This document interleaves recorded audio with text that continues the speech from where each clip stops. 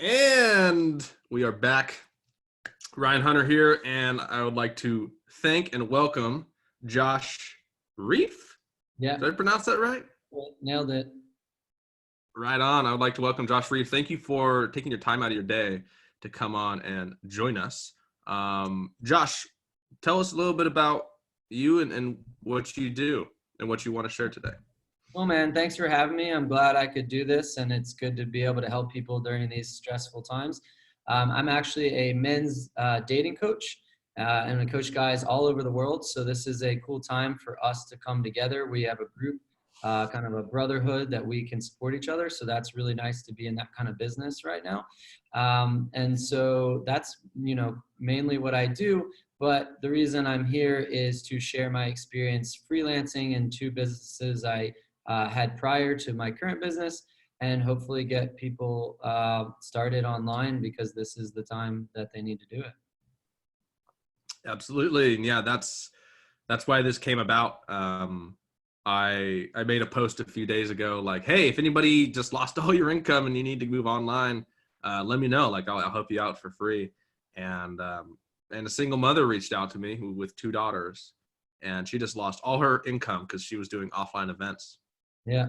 And so we started talking. It turns out she's already kind of a leader in her community. Like, she's been helping people out. People know her. And so I said, okay, look, quickest path is let's get you a Facebook group with a community, and then let's start putting together offerings and offers that you can make so you can start bringing some money in. And then realized I shouldn't just be helping one person with this. Like, and then the second part was, I'm actually not the best person on all these things. There's way better experts. And so just like here we are today. So thank you so much. Cool, man. So let's dig into the startup guide, as you call it, and that nice little tagline that you got. Well, you got to remind me. I forgot the tagline already. This the quickest, fastest path to I can't even say it.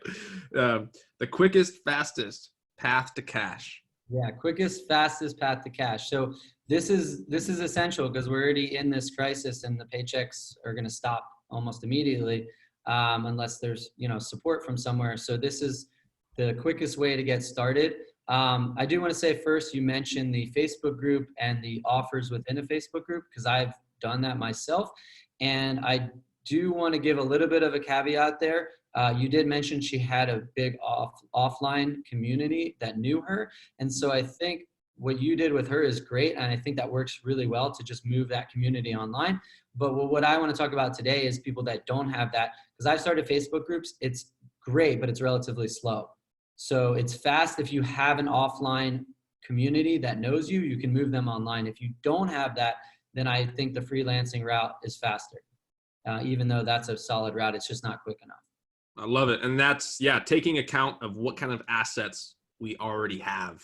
And if we don't have a network that we can leverage into an existing audience, then utilizing our skills in a freelance capacity is probably the fastest path to cash. Absolutely. And so, where's most of your audience located? I mean, the world? I don't know, probably the US. Okay.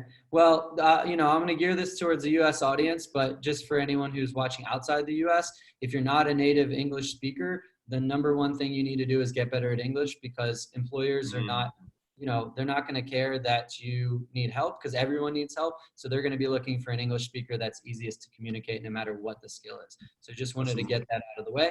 But to gear this towards the US audience, the number one thing you need to remember, or you need to know, is that I didn't make up the slogan. It's called skills pay the bills. And what that means is that if you want to make money online, there's a lot of competition. There's going to be even more with this crisis. We're doing this to educate a lot of people, but that means more competition.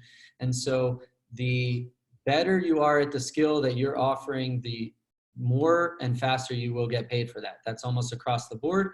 And then the only reason you won't is because you don't know how to market that or advertise that you are that skilled. Okay, most people are the opposite. They are okay at marketing and they fail because they just aren't good enough at the skill.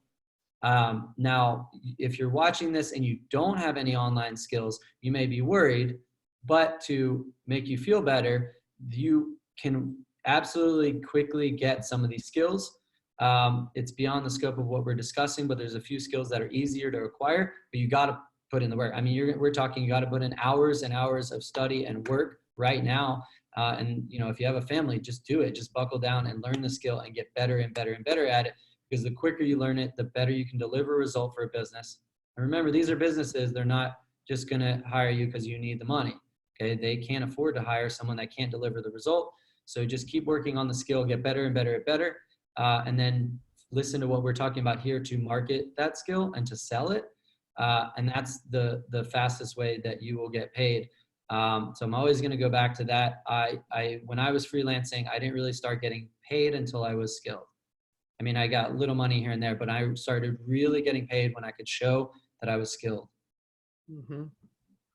Absolutely. Yeah. One of the things that I don't know, some slogan or mantra that I heard from some wise person was, if you don't have a job, then your job is to go out there for 8 to 9, 10 hours a day, sharing your resumes all over the place.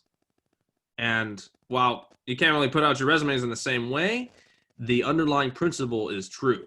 If you don't have a job right now, but you have a family to support, then your job is landing a gig, landing a deal, landing a new job, or finding a client, or working on a skill that can then allow you to land that client.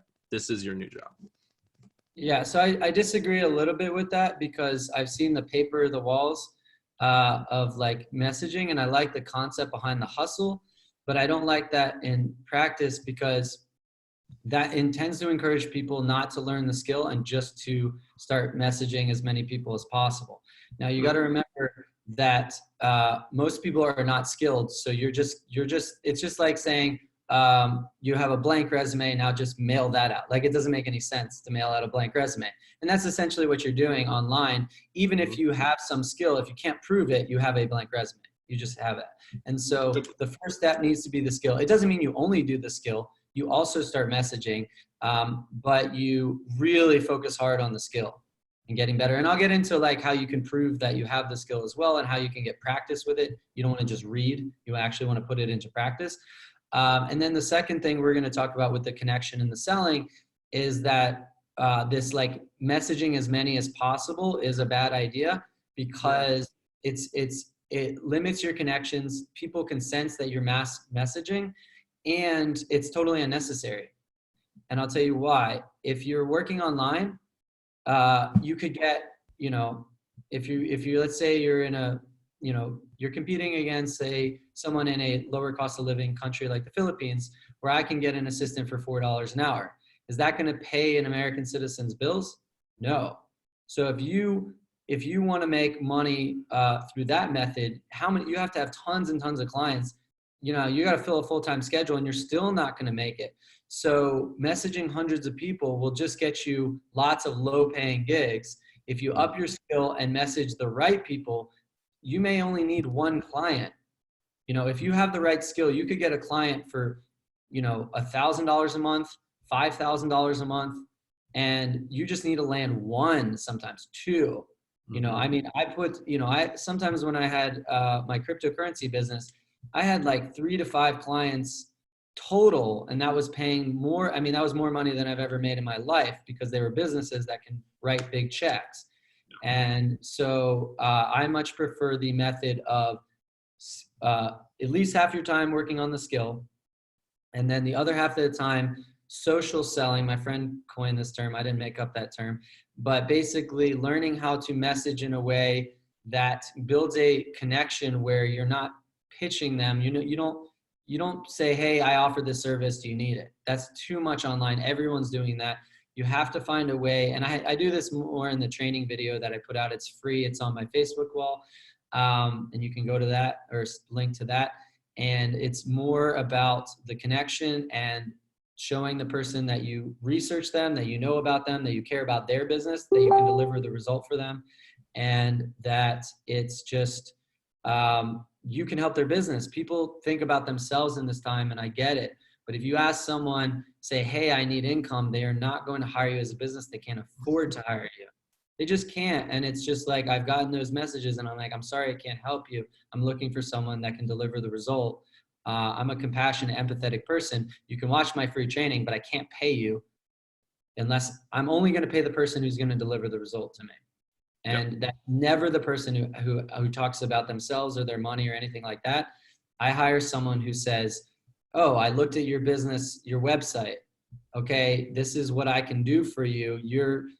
Are you struggling in this area? What's your, do you have a challenge converting this or that? And then I say, oh, I think I do. And they're like, okay, this is what I can deliver for you. And they never talk about themselves. They just don't. They talk about me, what I need, how they can improve my business. And then even with that, they never start the conversation that way. Mm-hmm. They never start that. And also, hi, how are you doesn't work either because I know what you're going to sell. So business owners are not dumb. Hi, how are you is a waste of the business owner's time. We're not friends. And I know you're about to pitch me, so don't do that either. You need to research them, and your first message needs to show that you have researched their company and taken your time to learn about them. Absolutely. Yep. I've been getting inundated with, new friend requests and people saying, hey, thanks for requesting me. And I can smell it a mile away. Yeah. And then I've also, developed a way where I've been, cold messaging people that I used to back in the day, the gurus, like untouchables. And I'll just like slide in their DMs. But because I know and I have a way that I can provide value in the initial message, it gets their attention, it gets their engagement, they're appreciative. We have a little conversation, and then it ends, but I made that connection. And also even if a good message is, don't write long message. If I have to scroll, I'm not even going to read it if I don't know you. Right. So even if you're delivering out, that's a big misconception too. People try and deliver too much value in the first message. And if I have to scroll and I don't know you, I'm not reading it. So really you want to keep it short and sweet, paragraph or less, saying something that indicates that you learned about them, read about them. If they have a podcast, that's a great opportunity. Listen to one of the episodes and make a comment on the episode that shows you watched 30 minutes or an hour of them, right? You took your time, so they feel it's a human gratitude thing. If someone says thank you, you have to respond.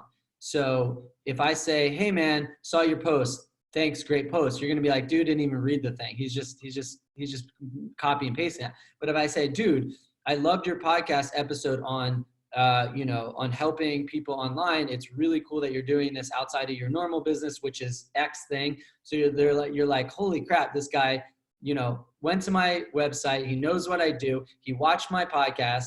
He said something there's no way he could have known without watching the whole thing. So he took his time out of his day. Now I have to respond. Like, I don't care how big the influencer is. If they've actually read the message, even Gary Vee or some of the gurus will give a thumbs up if they see the message and they know that you took your time out of your day to really invest in them first. Mm-hmm. Absolutely. So we're getting a bit into the things, but a good place is like finding a skill, developing a skill. How does somebody go about doing that if they haven't ever done something online?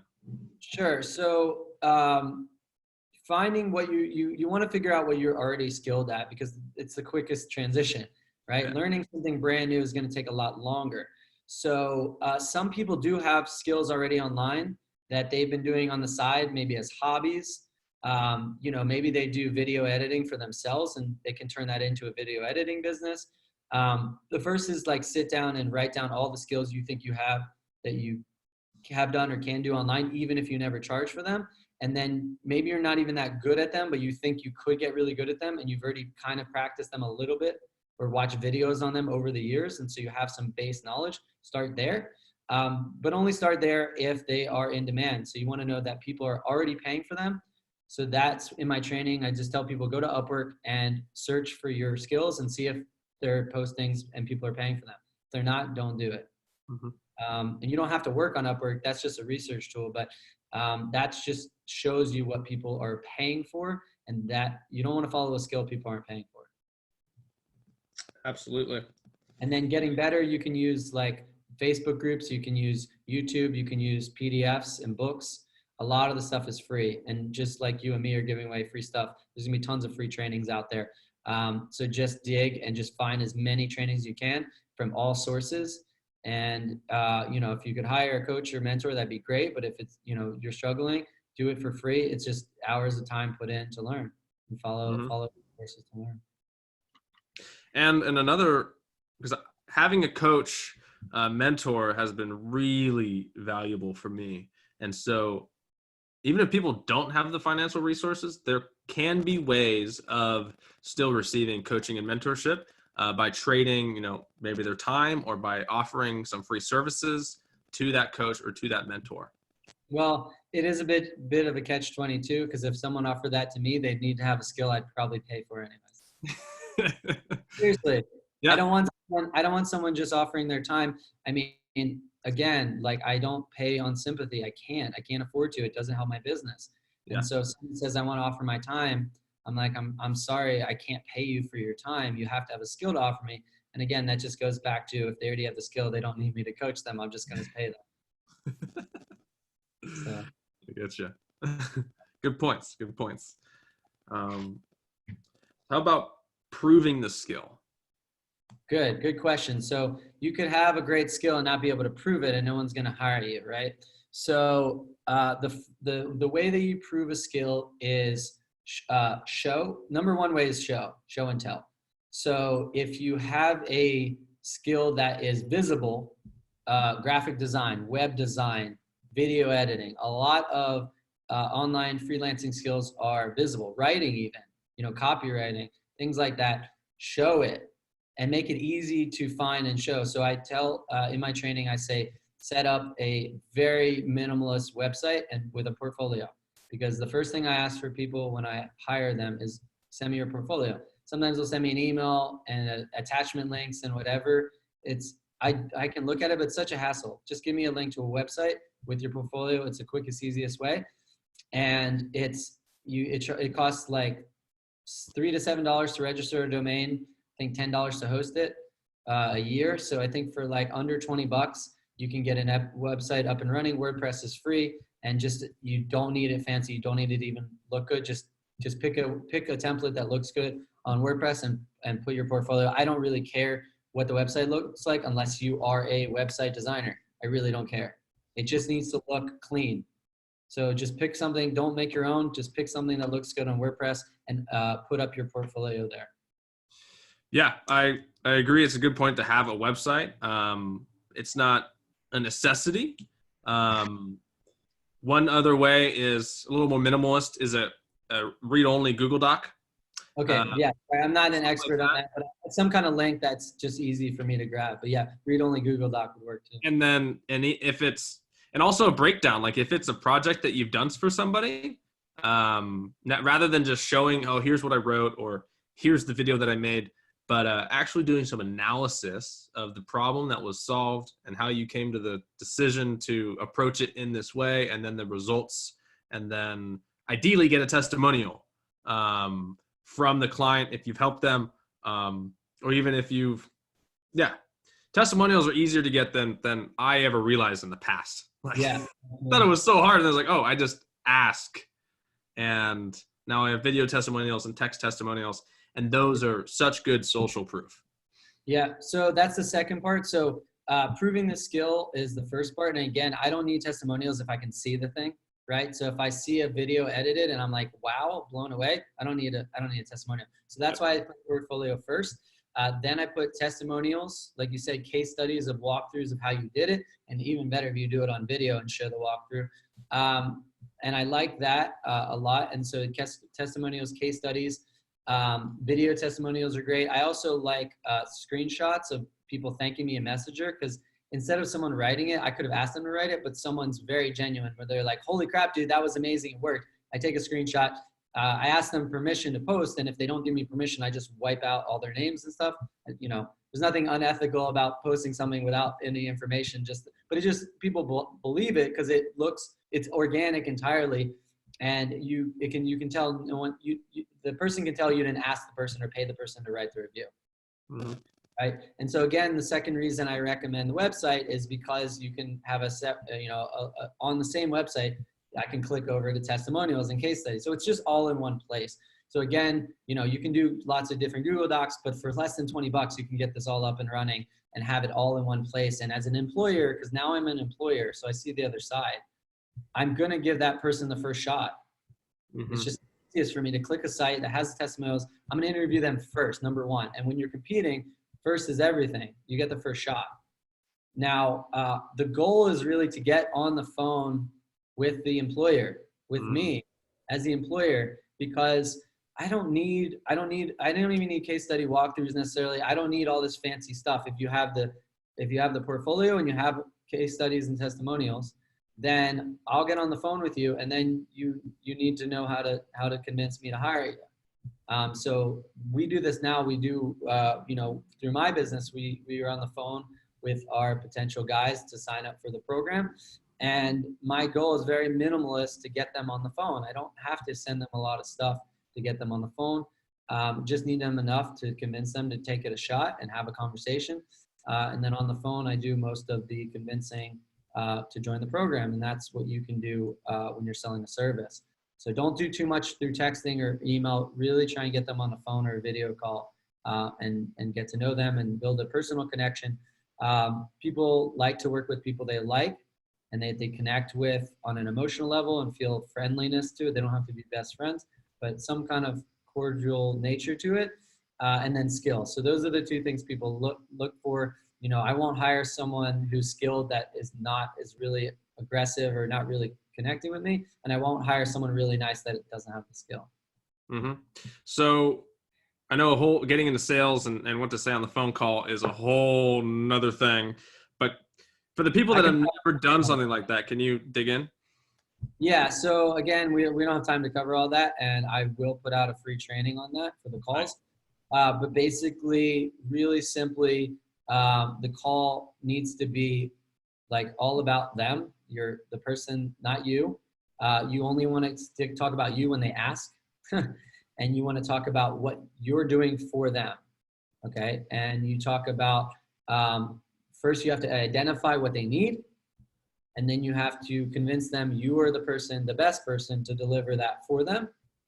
And then priced appropriately. And that's, again, I'll have to get into that in the training. It's too much to go over here. But figuring out the right price point and then convincing them that you are the only person that they need to talk to get that thing that they need done. And you have to convince them that they need it to advance their business. And the last thing is, the benefits that they need are not good looking website. It's not branding. It's whatever they want. Usually more money or more free time. And in this era, we have nothing else to do. They're probably just going to want more money. So the end result, whatever you do, even if it's a nice website, you want to talk in terms of money, how this nice website will generate more cash for them. Or save them time, which is still valuable here, but definitely end result, more money or more time, no matter what skill you're offering.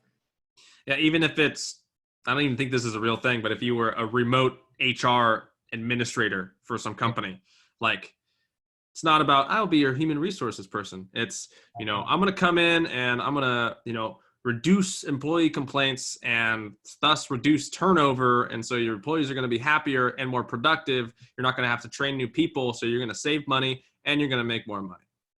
Yeah, you're going to save time and make more money. Exactly. Just tie it back into that. How does your service improve their life financially and time-wise? Yeah. The funny thing is, like, it takes people, copywriters, marketers, and a lot of people so long to understand that.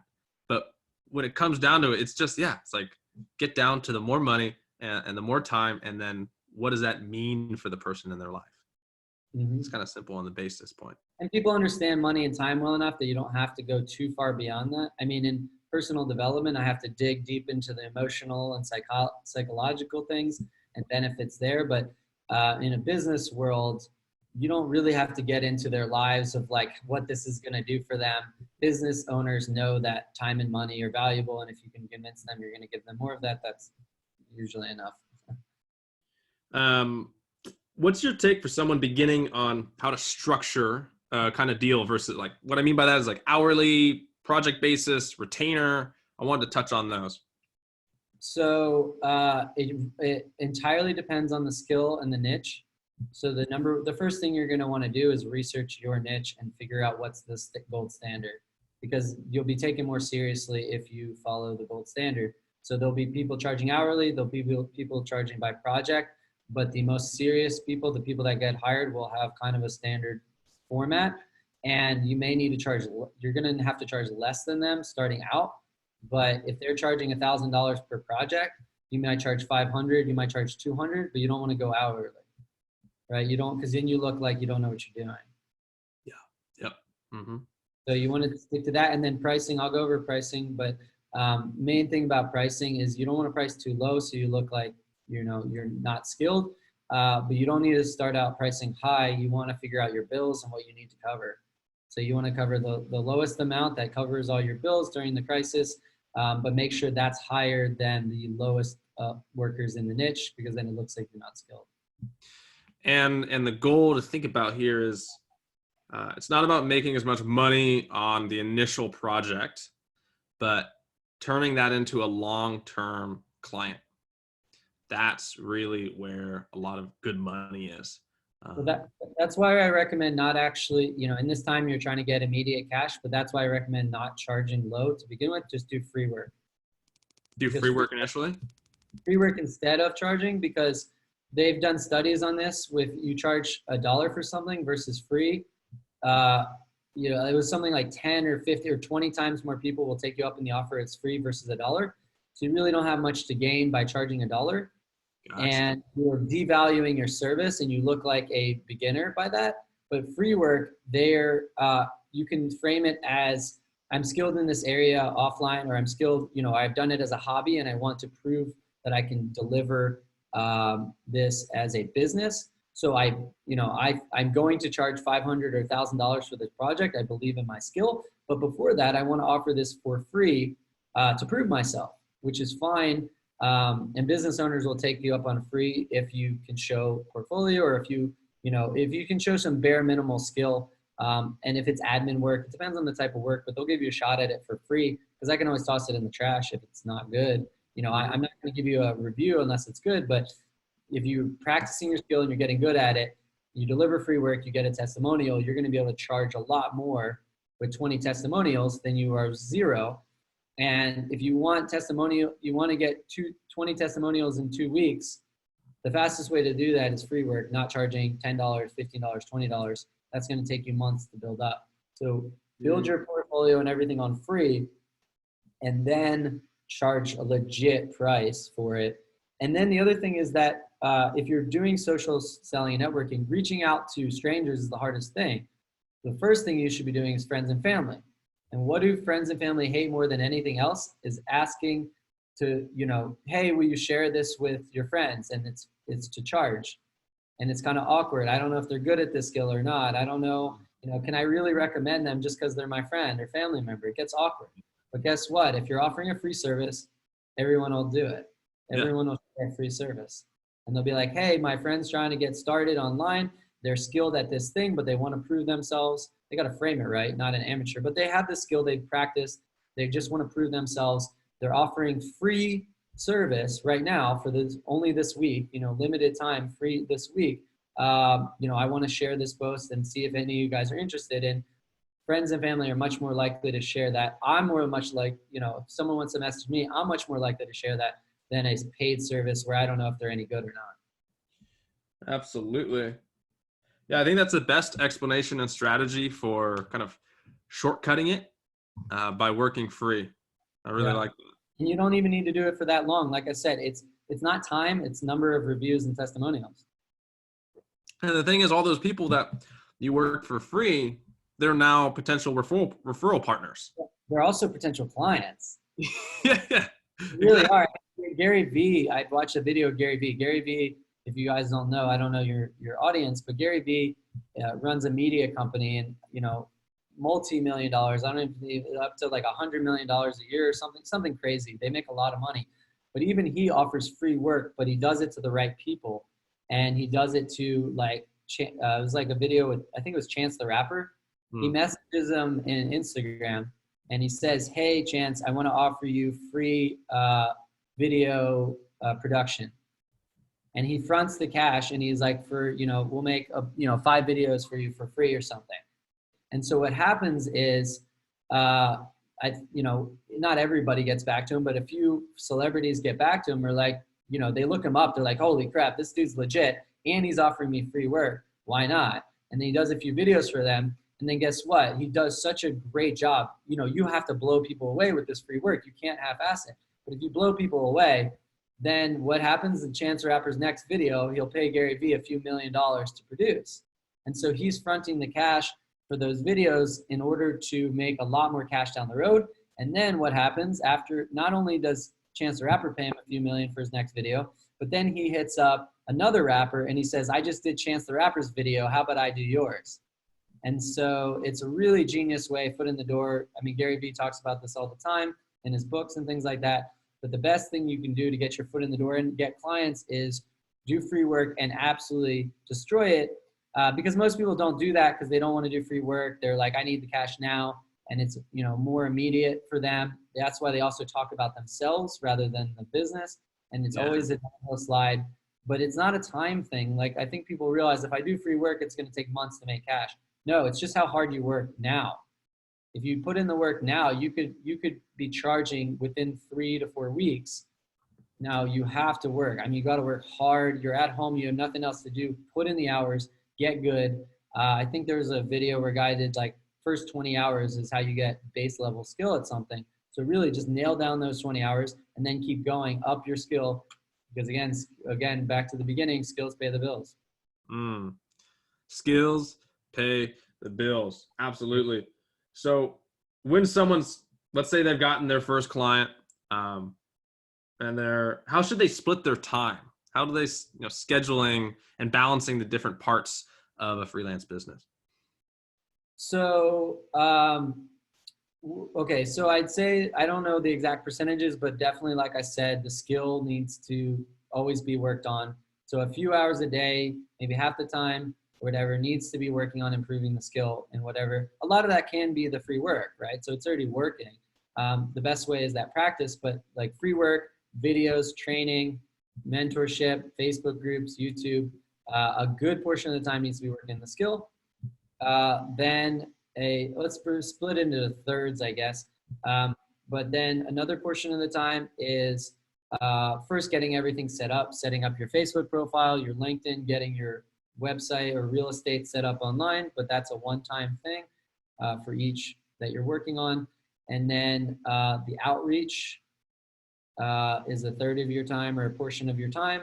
And you want to simplify that as best you can. You want to set up your calls for your sales calls. So get a calendar like Calendly, or I don't know how to pronounce it, Calendly, and get it really official where they can, you give them a link and they book a call and it's all scheduled. So you're not having a lot of back and forth.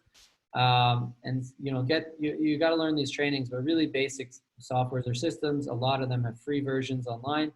And do the very minimal basic things that you need to do to set up, but split your time between the client work, improving your skill, and outreach.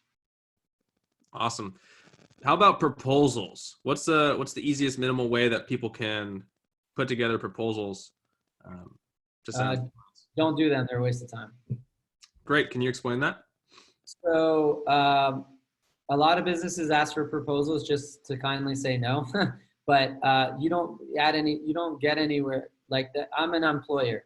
A proposal doesn't really do anything for me because it's a waste of your time, and you can explain that to me in the call over the phone what you're going to do. Mm-hmm. You've already shown me your prior work. I need to see, it's like a sample of like in an ice cream shop. I'm tasting it by looking at your portfolio. So I already know what you can do for me. Proposing me, it's just like saying, hey, I can do this for you without proving it. That's what a proposal is. Like, just talk. It doesn't mean anything. You're just saying, hey, I can do this. How do I know you can? Your portfolio. So your link to your portfolio is your proposal. And the proposal is just, hey, interview me, get on a call, talk to me on the phone. That's what a proposal is. And so your website with your testimonials, your case studies, and your portfolio is your proposal. And any individual proposal customized is just wasting your time and my time, right? Your proposal needs to come in when you message me and say, hey, I read this about you. I saw this about you. I think I can help you with this. That's a proposal saying, hey, talk to me. Okay. I say, give me your link to your portfolio and your testimonials. And then if I like it, get on the call and sell them on the call. That's it. Don't do proposals. Waste of time. Thank you. Let's see. Contracts. What do you think about those? I think that they're needed for long-term businesses. I think that they are pointless for the freelancing, and I'll tell you why. How are you going to enforce a contract if you can't afford a lawyer? How are you going to go to It's just too much back-end work. If they breach the contract, you got nowhere. So this actually brings up a really good point. Always take money up front, at least half. Never work until you've gotten paid something unless you're doing the free work. Free work is free. You don't need a contract for free work. And they don't owe you anything. If you do a bad job, they don't owe you a testimonial. They owe you nothing, right? Obviously, don't offer something to someone who's really critical, who's going to be like, if you didn't do the best job they've ever seen, they're not going to give you a testimonial. Don't do that. Make sure you talk to someone who's reasonable. But if you do crappy free work, don't expect a testimonial, and you don't need a contract for free work.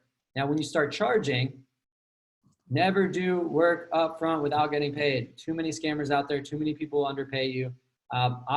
Depending on your skill level, obviously, you can have higher demands. You have leverage. Again, skills pay the bills.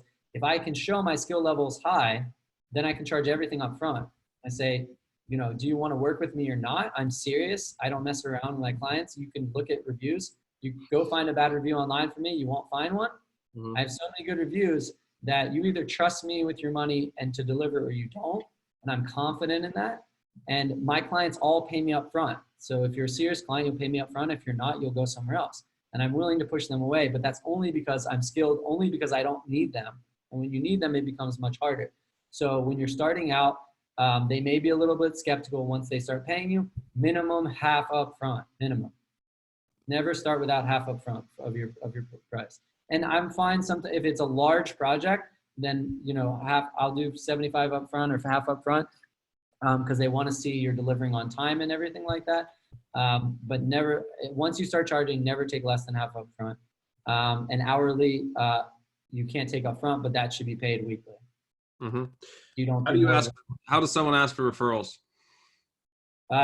Hey, I did it, you know, you told me I did a great job with your project. Would you mind asking your network if they need some work, maybe send me some referrals. Don't ask for referrals unless you did a killer job with that client. Don't. Unless it's free work. Unless it's free, any free work, you can always just ask anybody. Just be like, hey, starting out, you know, I have this skill, but I want to prove it. I need free work. Just ask anybody. Who cares? It's free work. Once you start charging, only ask people that you've done the work for, that you've done a solid job, and don't be ashamed to ask for it. Just be like, hey, I'm pretty sure you're happy with my work. You've given me great reviews for it. Do you have anyone in your network that you can refer to me? Because that would be great to grow my business right now. What do you think about a referral fee or giving a percentage of the project to somebody if they connect you? I offer that, but I find that it's not really that helpful. If someone loves you, they do it out of love for you, and it feels weird to make it a business transaction. So I think people are sometimes less likely to refer if there's percentages because they feel awkward about it, and I just want to refer this guy because he's really good, right? Skills pay the bills. So you can try that, and I've done that, but I haven't really gotten much out of it. Most of my business is not referral based. I'm just a really good organic marketer and now getting better at a paid marketer. So I just do my own outreach and I have my Facebook group. So I'm not, I'd love to get more referrals, and referrals are a great source of income, but they're not, you don't want to rely on them. But at the end of the day, I think skills pay the bills. If you crush it with them, you don't need to offer them anything other than a request and just mention that they loved your work. When and how should people ask for testimonials? You should do the free work and ask, and you can even ask up front. Just be like, look, I'm doing free work in exchange for testimonials because I want to be able to show that I can do the work. Obviously, if I don't do a good job, I'm not going to ask for a testimonial. But at the end of the free work, once I've delivered it, I will be asking you to do a testimonial for me. So make sure that the exchange is implied. It's a waste of time to do the free work unless you're going to get a testimonial from it or a case study. So that's your offer, and that's what you're always asking for something in return. Don't be ashamed to ask for a return. When you do free work, mention up front that if you do a good job, obviously you have to do a good job, you're going to ask them for a testimonial.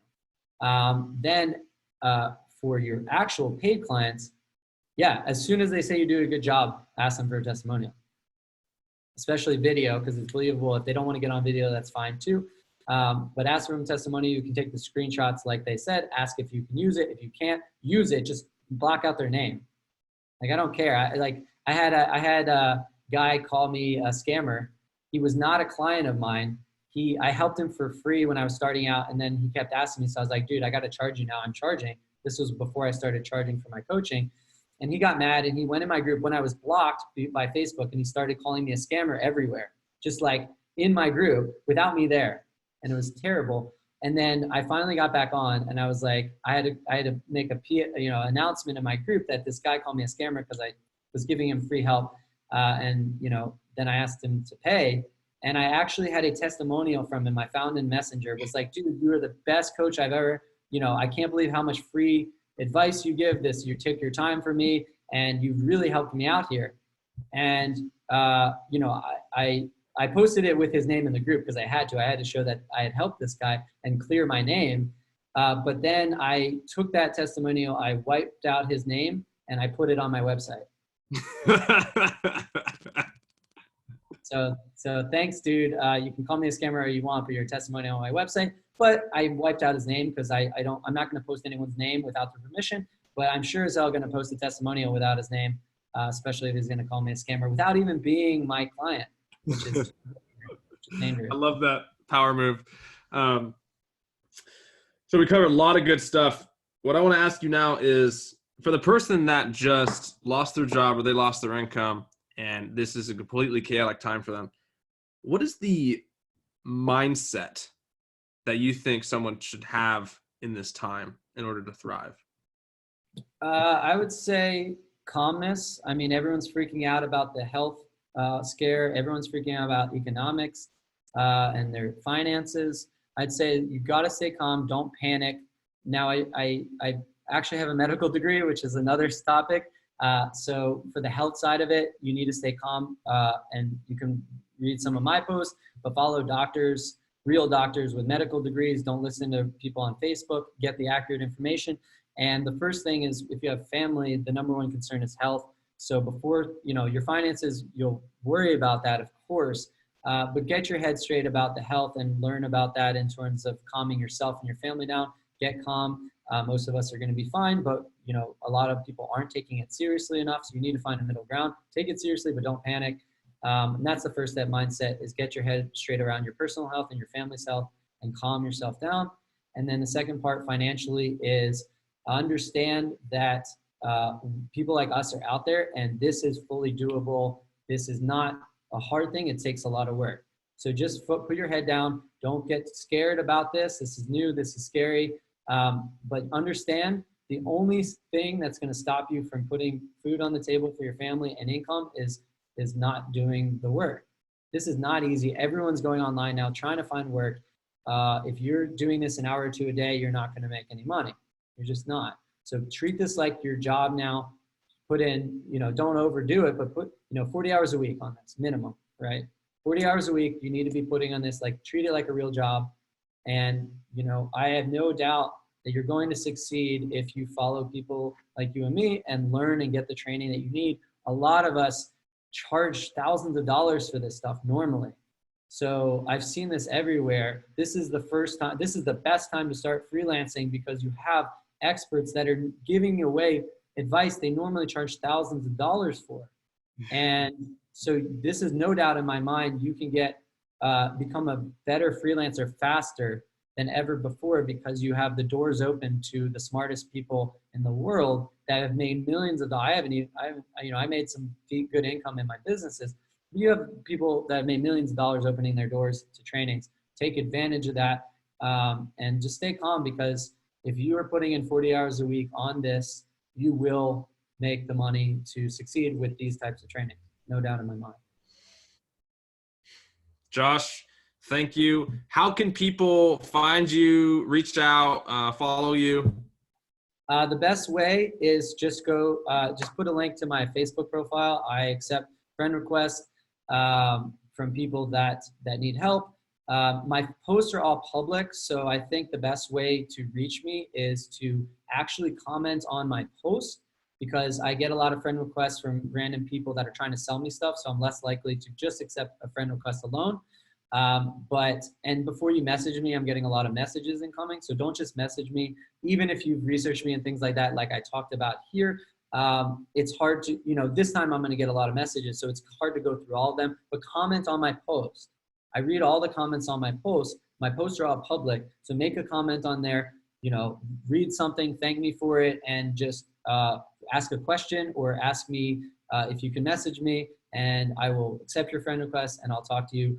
Again, I have limited time and things like that, but I'll direct you to my free trainings. And like I said, I am going to help people get set up for a fee. It takes my time, so I have to charge for it.